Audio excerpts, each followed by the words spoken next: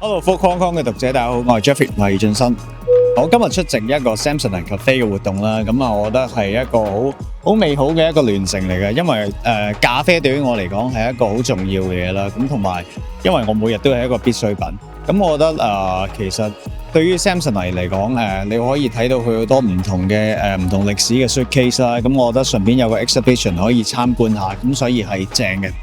歡迎大家嚟到 IFC Samsonite 嘅店，原來即係咖啡都幾難沖得好飲，即係都唔係咁好飲。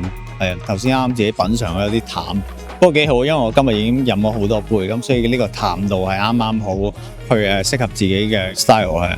如果呢個場地，我諗我最中意係一個歷史嘅介紹啦，都有好多一啲歷史嘅一啲trunk 嘅一個作品，咁所以我覺得其實有好多嘢都係慢慢去演變出嚟。咁啊，無論可能喺你一啲handle 上邊啊，或者其實一啲 look 上邊嘅改良啊，咁其實 Samsonite 都係 keep 住進步。咁所以我覺得係一個好美好嘅一個品牌嘅理念嚟。我個人都好取心啊，咁所以我係喺一個計劃當中嘅取心，係我冇乜所謂。travel adapter 啦，eye mask 啦，同埋一個頸枕啊，係啊，因為呢啲隨時瞓覺都係一流啊呢啲。拜拜，Folk Hong Kong嘅讀者。歡迎下次再乘搭 Samsonite 航空。See you next time. Bye bye.